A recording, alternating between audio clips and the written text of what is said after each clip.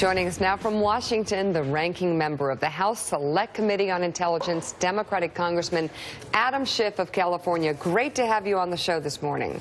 Thanks. Great to be with you. Caddy Kay has the first question. Caddy? Yes, so Congressman Schiff, I don't know if you saw it this week. The British Prime Minister took the occasion to really slam President Putin on the issue of interference in Western elections. And it was a marked contrast to the kinds of things that President Trump said when he was in Asia, where he basically gave the benefit of the doubt to Vladimir Putin. And I was wondering whether you felt that the president's comments to Moscow in any way hamper or undermine your work on the investigation. Well, they certainly do, and more importantly, they undermine our ability to protect ourselves against the next Russian interference. Because probably the most important thing we can do is not necessarily hardening our computer systems at the Democratic Party, the Republican Party, but forming a national consensus that we will reject foreign intervention.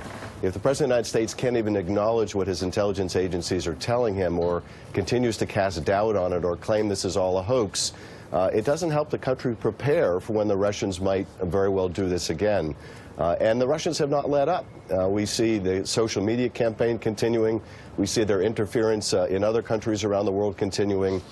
So yes, I think it certainly hurts our investigation in the sense it gives more momentum to the critics, the Steve Bannons of the world, to go after and try to shut us down. But more importantly, it prevents us from taking the steps we need to protect ourselves going forward. Congressman, it's Willie Geist. As Caddy alluded to, the president, while he was in Asia abroad, basically slammed the former heads of the CIA, FBI, and national intelligence and said, look, Vladimir Putin told me he didn't do it. What more can I do? How many times can you ask a guy the same question? Could you just recap, because you are so on the inside of this investigation, have such access to this information, what exactly the conclusion of the intelligence community was about whether or not Russia meddled in this election? Well, the consensus of the intelligence agencies was that this was a campaign orchestrated from the very top. That is, it came from Vladimir Putin. It was an effort to sow discord during our election, and also to help Trump and to more significantly hurt Hillary Clinton. And it outlined the reasons for that and some of the evidence of that. Of course, since that report came out in January, those conclusions have been reinforced by a lot of new information and evidence. And probably the biggest category in the public domain is the social media campaign that the Russians did, in addition to the hacking and dumping operation.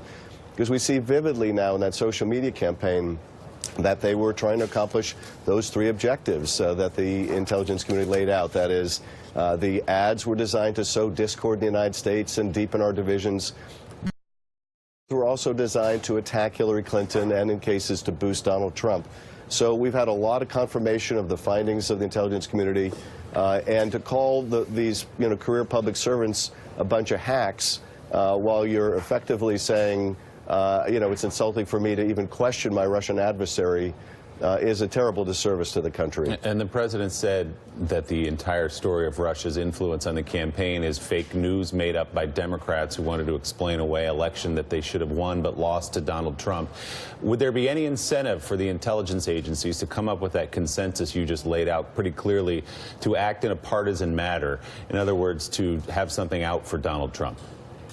No, of course not. For those of us that have worked with these intelligence and law enforcement heads, the idea, for example, that Jim Clapper, this career public servant going all the way back to Vietnam, who doesn't have a partisan bone in his body, would somehow decide to have it in for Donald Trump, is just absurd on its face. And I think when the president calls them hacks among the professionals in the intelligence community, it just further lowers him in their estimation. Of course, it lowers him in the estimation of people around the world who work with our intelligence agencies and have worked with these men and know the caliber of their work. So more than anything else, he hurts himself, but he also hurts the country.